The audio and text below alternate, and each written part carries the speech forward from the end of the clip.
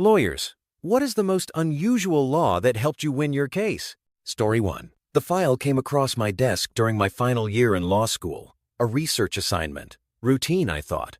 But within minutes of reading the caption Jolie v. Pelletier knew nothing about this would be routine. The plaintiff, Jolie, was suing several institutions, among them the College of Dental Surgeons. On paper, it looked like one of those fringe complaints you get from someone furious at bureaucracy. But by the second paragraph of his statement, it derailed. Jolie claimed persecution.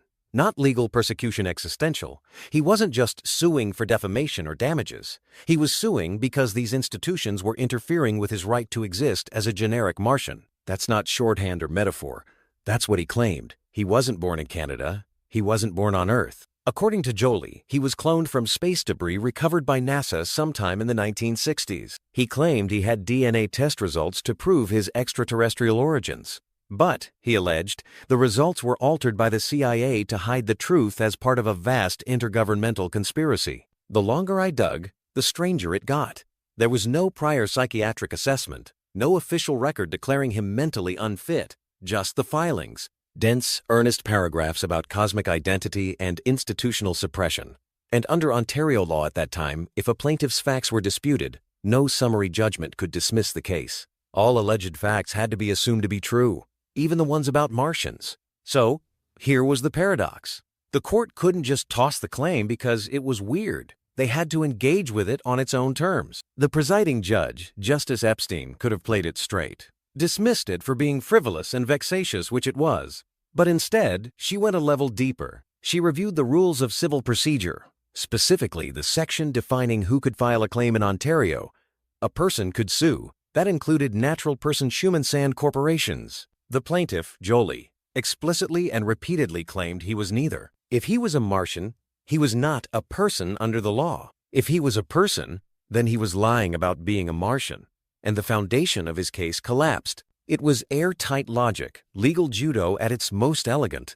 In short, the lawsuit was dismissed because Martians do not have standing in Ontario courts. That's not a joke or a legal meme, it's precedent. Cited, recorded, real. The court never had to rule on whether Jolie was mentally unwell or whether his claims were pure invention. It didn't matter. He'd written himself out of legal existence by asserting his alien nature too well. No appeal. No reconsideration. Martians can't sue in Ontario. That's not science fiction. That's black-letter law. Story 2. I won a case once that never should have been winnable. It was a slip and fall outside the American Museum of Natural History.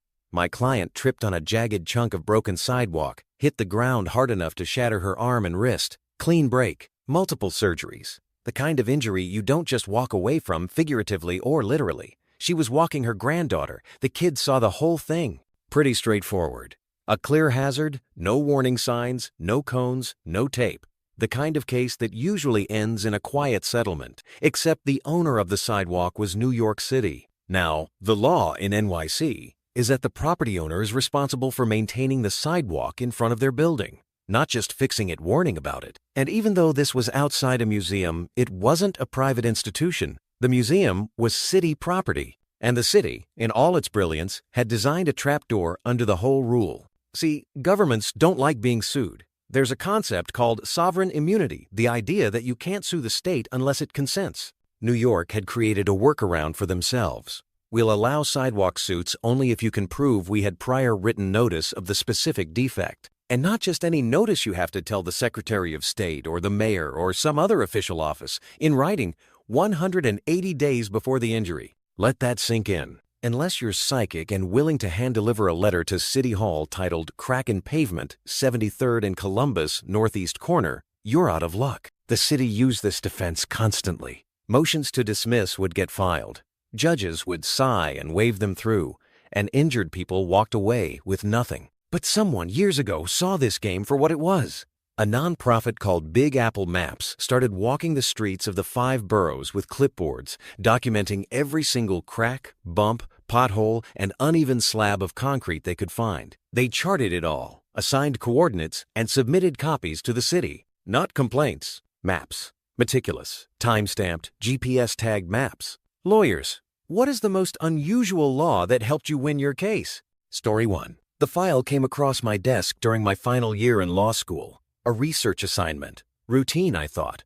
But within minutes of reading the caption Jolie v. Pelletier knew nothing about this would be routine. The plaintiff, Jolie, was suing several institutions, among them the College of Dental Surgeons. On paper, it looked like one of those fringe complaints you get from someone furious at bureaucracy. But by the second paragraph of his statement, it derailed. Jolie claimed persecution.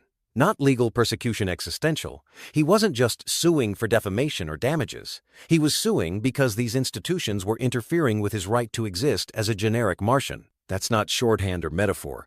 That's what he claimed. He wasn't born in Canada. He wasn't born on Earth. According to Jolie, he was cloned from space debris recovered by NASA sometime in the 1960s. He claimed he had DNA test results to prove his extraterrestrial origins. But, he alleged, the results were altered by the CIA to hide the truth as part of a vast intergovernmental conspiracy. The longer I dug, the stranger it got. There was no prior psychiatric assessment, no official record declaring him mentally unfit, just the filings. Dense, earnest paragraphs about cosmic identity and institutional suppression. And under Ontario law at that time, if a plaintiff's facts were disputed, no summary judgment could dismiss the case. All alleged facts had to be assumed to be true, even the ones about Martians. So, here was the paradox. The court couldn't just toss the claim because it was weird. They had to engage with it on its own terms. The presiding judge, Justice Epstein, could have played it straight. Dismissed it for being frivolous and vexatious, which it was. But instead, she went a level deeper. She reviewed the rules of civil procedure, specifically the section defining who could file a claim in Ontario. A person could sue. That included natural person human sand corporations. The plaintiff, Jolie, explicitly and repeatedly claimed he was neither. If he was a Martian, he was not a person under the law. If he was a person, then he was lying about being a Martian. And the foundation of his case collapsed. It was airtight logic, legal judo at its most elegant. In short, the lawsuit was dismissed because Martians do not have standing in Ontario courts. That's not a joke or a legal meme, it's precedent. Cited, recorded, real. The court never had to rule on whether Jolie was mentally unwell or whether his claims were pure invention.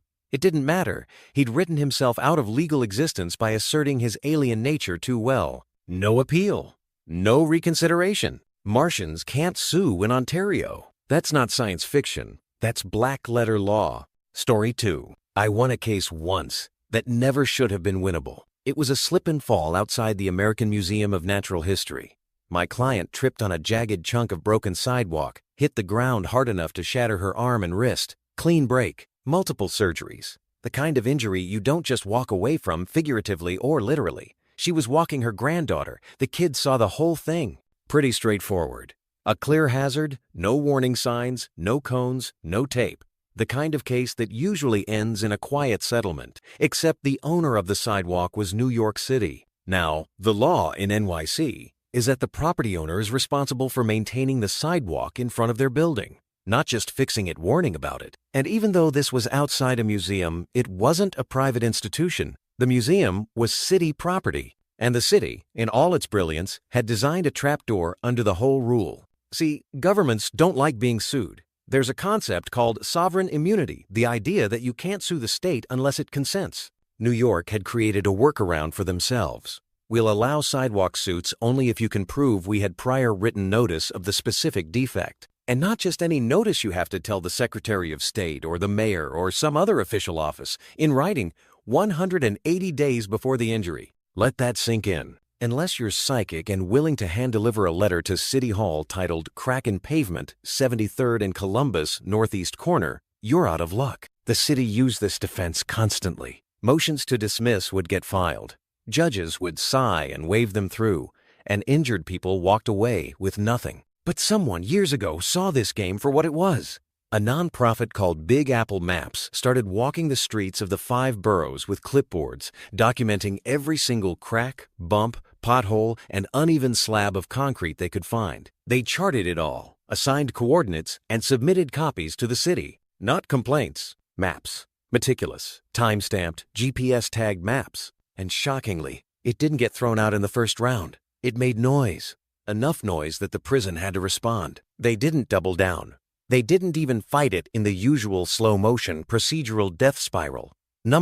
They changed the policy. Now, any inmate who didn't want to work around pigs' religious reasons or otherwise was reassigned. No horses, though. That door slammed shut fast. Instead, they were loaded into a van each morning and driven 2 counties over to a commercial poultry facility. Factory chickens. That's when my client realized what he'd actually done. Chicken barns, for the record, aren't much better than pig farms.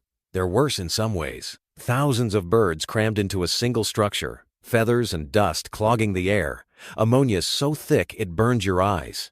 The work was faster, rougher, louder, the smell different, but no less punishing. He lasted 3 days, then asked to go back to hogs.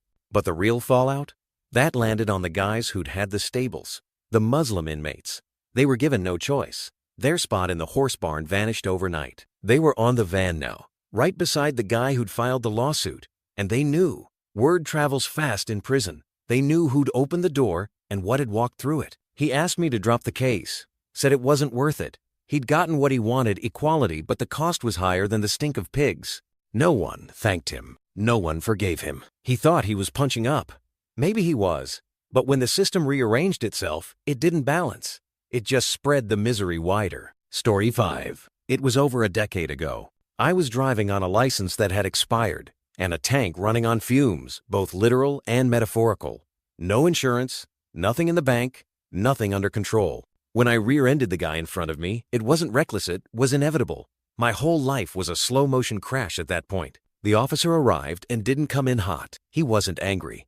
If anything, he looked tired.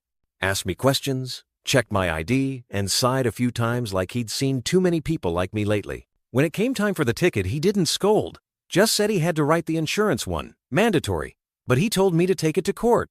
Said, sometimes they knock it down. It's worth a try. It was $800. I didn't have $8 to spare, so I went. Weeks later, I stood in that traffic courtroom, nervous sweat soaking through my collar.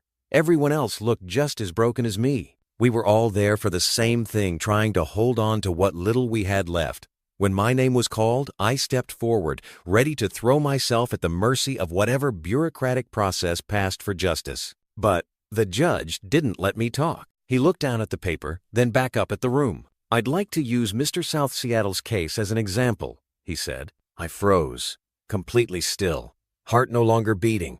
Was I about to be made an example of? Then he continued, this is a court of law, but it is also a court of fairness. He held the paper up just slightly. The officer didn't write the date of the incident. Because of that, I can't hold Mr. South Seattle accountable. I didn't move, not out of disbelief, out of pure paralysis. You're free to go, he said once. Then again. It took me a moment before I turned and walked out.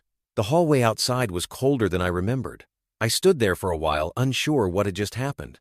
I didn't celebrate. I didn't smile. I just exhaled like I'd been holding my breath for the last 3 years.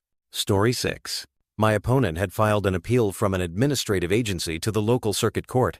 In this jurisdiction, the requirements for perfecting that kind of appeal are razor thin. One misstep and it dies on arrival. The most critical piece? An appeal bond. Signed and executed properly by the individual defendant or a corporate officer. No exceptions, no grace. When the filing hit the system, I did what I always do. Read it line by line, page by page. It wasn't buried. It was right there. A PDF of the bond. No corporate signature, no execution. Just a document that looked fine. Until you actually looked. It was obvious what had happened. They had the right bond. Probably signed it days ago. But someone, likely an assistant or clerk, attached the wrong file. Easy mistake. Happens all the time. But in this setting, it wasn't just a mistake. It was fatal. I said nothing. The window to fix it was narrow. Legally, they couldn't swap documents once the deadline passed. And once that window closed, I picked up the phone not to gloat, not to swing at their throat,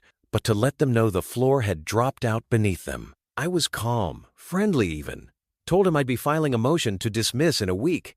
Gave him the time, gave him the space to process it. He didn't argue, didn't ask questions. Just said he'd get back to me. He did. Fast. Within days, he was back with terms. Very favorable ones. He knew exactly what I was holding, and he didn't want it to go public.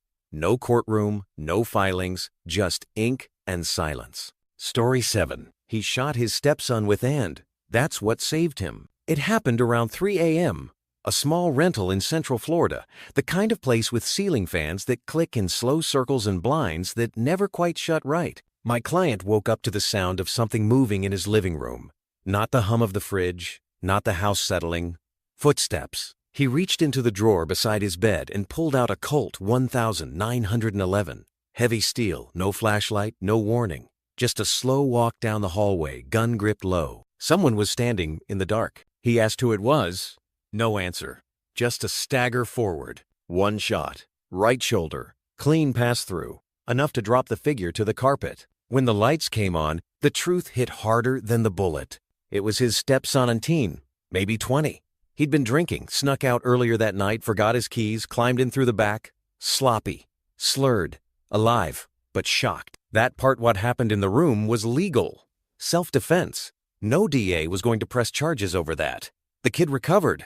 There was pain, sure. Some permanent tension. But the bigger problem came when police ran the client's record. Multiple felony convictions. Not violent, but enough to permanently disqualify him from ever legally owning a firearm. In Florida, that's a big deal. Even if the shooting was clean, the moment his fingerprints touched that pistol, he was looking at years mandatory. He swore he didn't buy it. Claimed the Colt belonged to his grandfather, a World War I veteran. Said it had been passed down, left mostly untouched for decades. The finish worn, serial numbers intact. A family artifact, not a weapon of intent.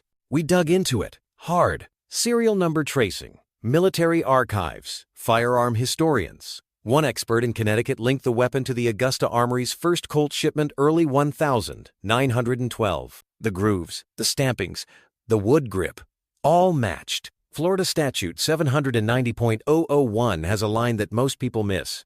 Antique firearms, those manufactured before 1918, aren't subject to the same prohibitions. Doesn't matter if you're a felon. If the gun's old enough and you didn't modify it to fire modern ammo, you're in the clear. That was our ticket. We documented every inch of that gun, verified the chamber, the original design, the historical lineage, brought in 3 separate experts to confirm it hadn't been altered or tampered with. The state fought back, tried to argue intent, tried to frame it as a loophole dodge. Didn't matter.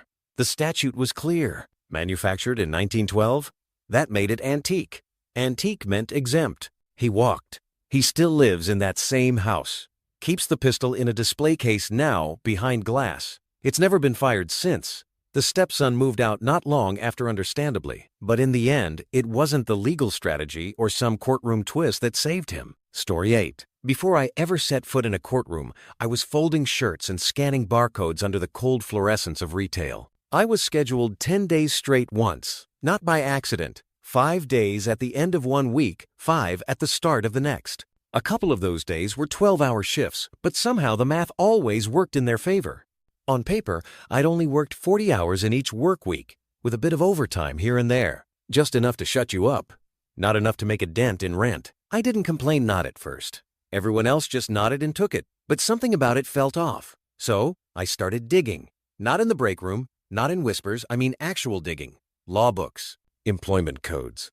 It was the first time I'd done that, and I didn't know then it would be the thing that reshaped my entire direction in life. Buried in Virginia law, beneath layers of obsolete policy and forgotten statutes, I found it. A provision that said any non-essential or non-managerial worker could request Sundays of FAND, the employer had to comply. No catch. No, unless otherwise agreed upon. You could accept the job, sign the papers, even verbally say you were fine working Sundays. Didn't matter. You could change your mind at any time, and legally they had to accommodate you.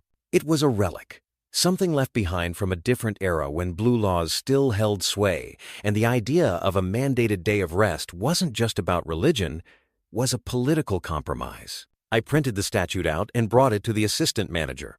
Told him I wasn't working Sundays anymore. He blinked like I'd just spoken Latin. "We won't schedule you 10 days in a row again," he said. "But Sundays, you still have to work those." I handed him the paper. "No, I don't."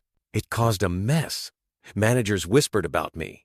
Schedules were suddenly redone with more care. No one said anything directly, but I was watched. No retaliation, not overtly, but the message was clear. I wasn't one of them anymore. I didn't care. I'd found something better not long after an internship at a small firm. But I kept thinking about that law.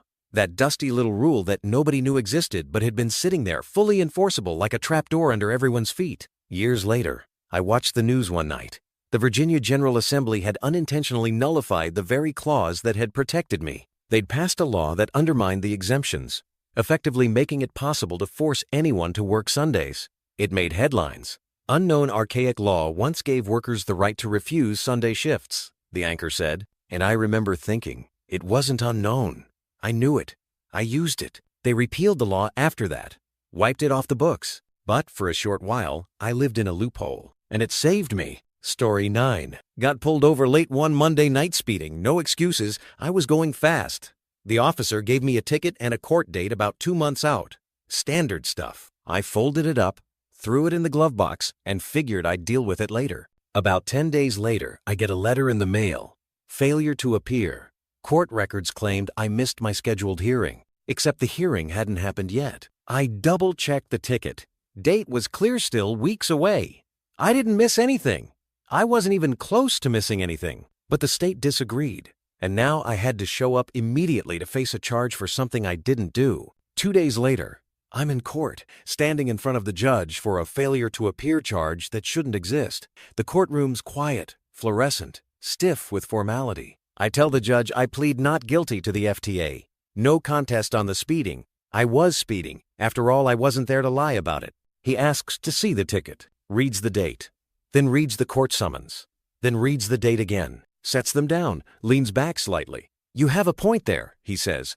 Not guilty on the failure to appear. Done. That part gone just like that. Then he picks the ticket back up and squints, starts reading the rest of it. The printed portion of the box that says how fast I was going shows 10 over the limit. But in the notes section, scrawled in that special chicken scratch font some officers use, was another speed entirely. One that was much faster, somewhere in the neighborhood of 25 to 30 over. The judge looks at it for a second, looks back at me. Yes, he says, with a raised brow. It certainly looks that way. I smiled a little. What else could I do? No contest, Your Honor. He nodded, banged the gavel. That was it. If the handwriting had been clearer, I probably would have gotten hit harder. If the date had been more legible, I wouldn't have ended up in court early, but I also wouldn't have had a chance to get the FTA dropped before it got more serious. I didn't out-argue anyone, didn't find a loophole, didn't threaten $1 million fine. I just read what was in front of me and noticed it didn't match. Story 10. I lived in an apartment with my brothers. Our furniture was more secondhand survival than style. Still, the idea that someone in an office thought they could walk in and take it made something twist in me. I checked the notice. The debts were traffic finesse, supposedly unpaid, and they dated back over a decade.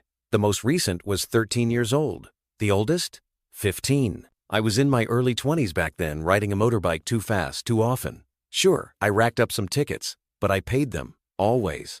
Back then, if you didn't pay, your license got canceled. Mine never was. I remembered going to the post office and paying the fines with money orders. I even kept the stubs in my wallet for years just in case. Then one day I got a new wallet, saw the stubs, laughed at how paranoid I'd been, and threw them out. A few years later, here we were. I called the SDRO, told them the debts were invalid, that I had paid them ages ago. Their response, no problem. We just need confirmation from the issuing authority. Except that authority no longer existed. The original agency had been shut down, swallowed by bureaucratic reshuffling. The new one, the RTA, had no record of my payments. Of course, it didn't. Something clearly got lost in the transition. I called the SDRO again. Same script. Unless the original authority says the debts were paid, we can't cancel them. But the original authority doesn't exist. Exactly. It was madness. Bureaucratic purgatory. No path forward. Then I called the Sydney Central Court. Explained everything. A clerk there did something unexpected. She listened. Then she offered a lead. When the agencies changed over, the record systems had been migrated. If my payments were made during that window, she said, it was entirely possible they'd been missed, neither system catching them. It had happened before. Armed with that clue, I called the SDRO again. Told them I believed the debts had been paid and lost during the system migration. A lawyer responded this time. Polite, firm. You haven't proven this, he said. The debt stands. So I changed tactics. I wrote back, said that since these debts were over 7 years old, I was no longer legally required to keep proof of payment, Therefore, I had no obligation to provide any. He replied quickly. Traffic fines are a criminal matter, he said, and criminal debts don't expire after 7 years. My next letter. They only become criminal matters if unpaid. These debts were paid, therefore they are not criminal. Therefore, I don't need to prove payment. His response. Until you prove the debts were paid, they remain criminal. My reply. You are asserting a debt against me. The burden of proof is on you. You must prove I didn't pay, not the other way around. You are attempting to collect on a claim so old that it violates principles of natural justice. I'm not required by law to retain documentation past 7 years. By expecting otherwise, you're attempting to override legal limitations with bureaucratic pressure. That was when I escalated to the ombudsman. It took time, but the result was clear. The debts? Canceled. The issue? Closed. Story 11. It was only £20, but that wasn't the point. It came through the letterbox in one of those pale envelopes with red ink in small print meant to feel official enough to scare, vague enough to confuse. Inside was a parking charge notice, not from the council or police. Private company. Automatic number plate recognition. They'd pulled my info from the DVLA and decided I owed them money. The fine was for parking at a Tesco and failing to validate the visit. I'd shopped, parked legally, wasn't over time, didn't block anyone in. Just missed the little sign on the wall that said to scan your receipt before leaving. That was it. Their cameras logged the time. The system flagged it. The letter came. The notice was clever. It didn't say I was liable as the registered keeper, but it didn't say I wasn't either. It was all passive aggression and bold type. You must pay within 14 days to avoid further action. Failure to respond may result in escalation. Reduced charge available if paid now. It read like a final warning, even though it was the first. I didn't panic. I Googled. And buried in legal forums and PDFs, I found it. Under UK law, in certain cases, only the driver is liable for the chargeant, the registered keeper. And in my case, the company hadn't followed the proper steps to transfer that liability to the keeper. So I appealed. I didn't lie. I didn't say I wasn't the driver. I just pointed out that they were contacting me as the registered keeper, that I was under no legal obligation to name the driver, and that, as per the Protection of Freedoms Act, they had no grounds to pursue me personally for the charge. The silence stretched out. A month, then 2. A second letter came with more threatening fonts and slightly larger sums.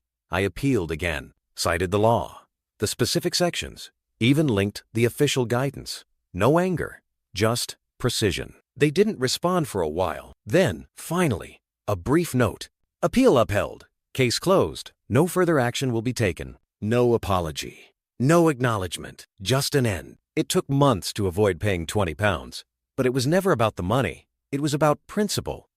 Story 12. This happened when I was still a teenager, first week of senior year, still thinking I was smarter than the world. Me and 5 friends had this brilliant idea. Buy some beer, hit the high school football game, and ride the wave of stupidity straight into the weekend. I was the designated driver, in my dad's Suburban, a beast of a vehicle, with our very distinctive last name right there on the personalized license plate. Not exactly what you'd call low profile. We didn't even make it past halftime. Someone smelled it, or saw it, or maybe we were just that obvious. Either way, security called the cops showed up, and the next thing we knew, we were lined up behind the bleachers like a bad after-school special.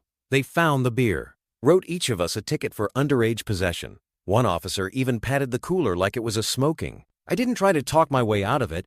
I just stared at the ground and waited for the paperwork. We all knew we were going to court. Fast forward a few months. We're all dressed like we're going to Easter brunch, sitting in this sterile courtroom with nerves bouncing around like loose change. The assistant district attorney stands up, outlines the case. Police testimony. Evidence introduced the actual beer bottles tagged and bagged, like a little exhibit of our bad decisions. It was all there. Then she finishes. Rested her case. And my attorney stands up and immediately asks the judge to dismiss it. We're all blinking, waiting for some kind of punchline. The ADA looks confused. The judge looks down at the files, then over at the prosecutor, then slowly, almost disappointedly shakes her head. Motion granted. Case dismissed. Just like that. Outside the courtroom, our attorney explains it. They forgot to prove we were under 21. The single core element of the charge left out. No IDs submitted, no birth dates mentioned, nothing. The entire case collapsed because someone skipped a line in their checklist. They had the cops, they had the beer, They had our names, the car, the tickets. But no age equals no case. I walked out of that courthouse still stunned. Not because we didn't deserve to get nailed, because we absolutely did, but because it was the first time I saw just how fragile the justice system can be when someone misses a detail. That was the last time I brought beer to a football game. Mostly. Story 13. It wasn't a flashy case. No headlines, no dramatic courtroom confessions. Just a break in some glass, some missing electronics, a door forced open. It could have disappeared into the stack with the rest, except for one detail. The entire outcome hinged on 2 minutes. In Belgium, the law distinguishes between a daytime and a nighttime burglary. Same act, different weight. If it happens during the night, it carries a heavier sentence. The logic is clear enough at night. People are home, asleep, vulnerable. But that makes the definition of night legally critical. And in Belgium, night starts at sunset.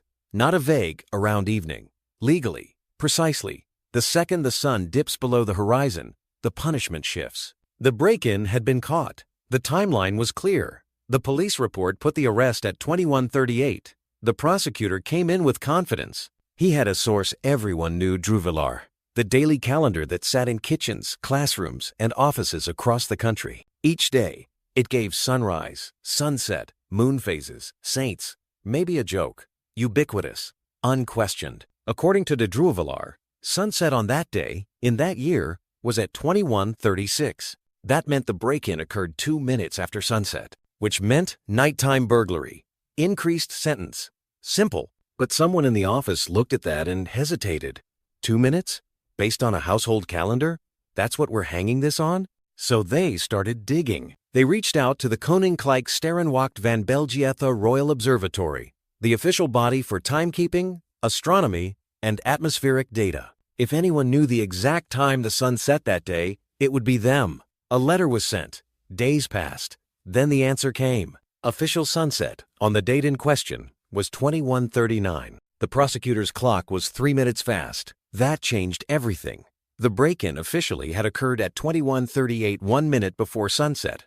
Technically, still daylight. Technically not night.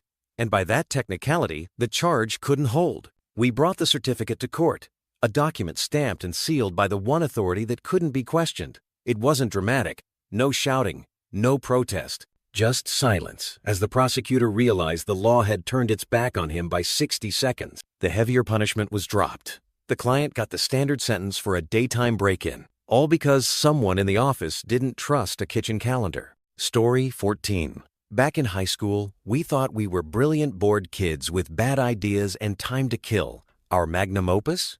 Flour bombs. Half a cup of flour inside a damp paper towel, twisted up and sealed with a rubber band. Toss it at a car, a mailbox, anything poof. Cheap, dumb theatrics. And we thought we were invincible. We weren't. The night I got caught, I didn't run. Just stood there, hands in my pockets like a sitcom extra. The officer wasn't aggressive, just tired. He gave me a ticket, $360. Maximum fine under the section I was charged with. Throwing or placing a dangerous or injurious object in a roadway. Not vandalism, not mischief, this. At the time, I was broke enough to count coins for fast food, so I contested it not out of righteousness, but because I figured the officer wouldn't show to court. What I didn't expect was what I found when I looked up the statute. The law didn't just prohibit dangerous or injurious objects. It went further. It defined them. Rocks, tires, plates, pine cones, even kitchen utensils. But no mention of food. No mention of anything like what I'd thrown. It was oddly specific, like someone had once thrown a dinner plate at a car. And the legislature had responded by cataloging every object in their kitchen. I had nothing to lose, so I printed the statute, put it in a folder, and even made a new flour bomb. I brought it to court. The room was half full of people with speeding tickets and expired tabs. I sat in the other row. When my name was called, I walked up with a law book and a sack of flour like I was going to perform a trick. I read the statute, pointed out the list. Here's what it says, I mumbled. This doesn't fit that. Then I held up the flour bomb. The judge stared. The DA and the officer leaned over, whispered back and forth, then approached the bench.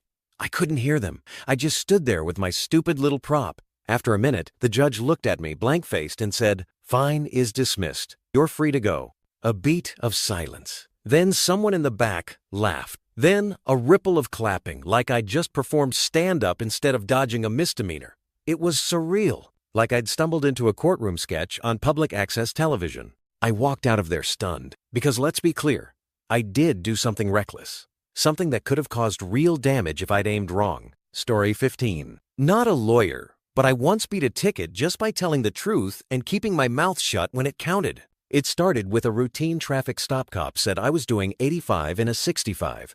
Said he was giving me a break and wrote me up for 73. Visual estimate, apparently. I didn't argue on the spot, just nodded and drove off. But the second I got home, I started thinking. My car, at the Tima faded, worn-out, peach-colored Jeep Cherokee literally couldn't do 85 up an incline. I tested it on a track once out of curiosity and had a slip to prove it couldn't clear 83 on flat ground.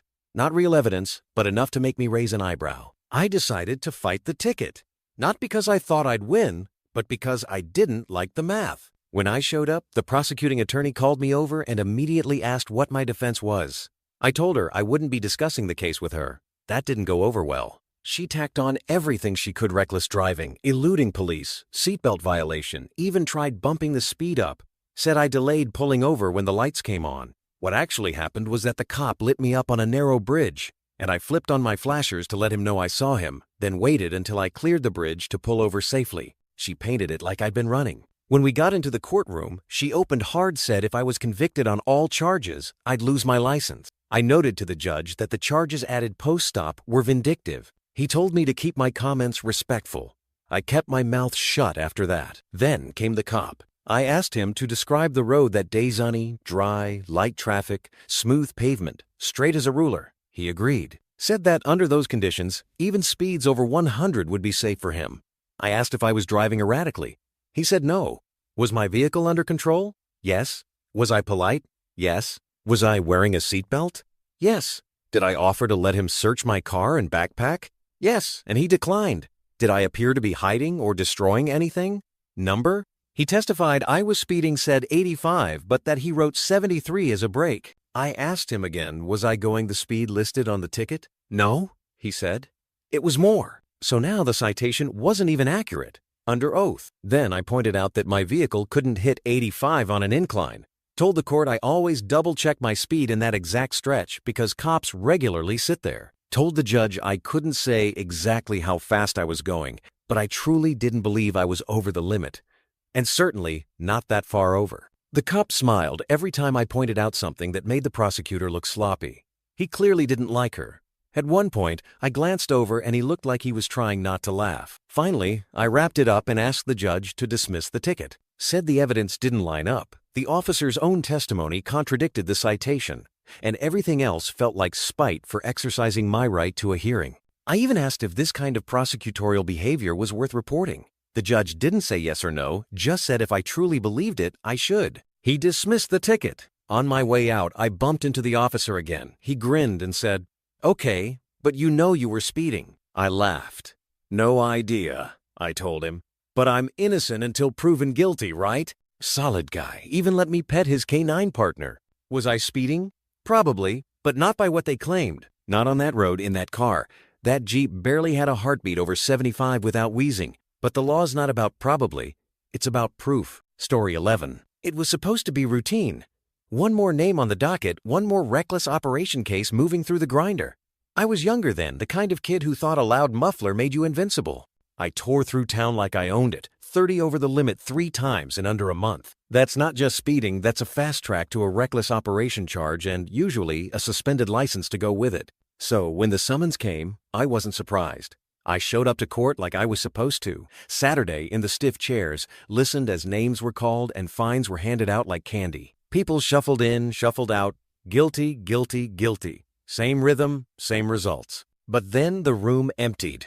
Everyone gone. Lights dimming. And I was still sitting there. A state officer walked over, confused. Asked me what I was doing there. I handed over the summons like it was a golden ticket. He took it, looked at it, then blinked. Nothing in the system. No case, no file, no charge. Like I'd never been pulled over at all. He brought me into the office to double check. Still nothing. He shrugged, said it must have been some clerical issue. Gave me a new slip and told me to come back in 90 days. So I did. Same building, same process. Different outcome, but also the same. Still nothing in the system, still no record. The third ticket, the one that would have locked this whole thing into place, had vanished, as if the officer had forgotten to file it or lost the paperwork in the shuffle. Legally, it didn't exist. And without that third ticket, the reckless operation charge had no legs. They tried to reset the trap, give me another summons, but I pushed back, said I'd shown up twice, fulfilled my end twice, only for them to admit they had nothing. I told them I'd get a lawyer involved this time. I said it calmly, but firmly, just loud enough for the right people to hear. They didn't argue, didn't escalate. They hit me with a $100 fine and closed the file. No court date, no suspension, no reckless operation on record. I walked out stunned.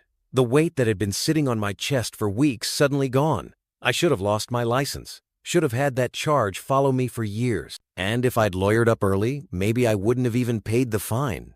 But honestly, I'd earned that much. I broke the law. I got caught.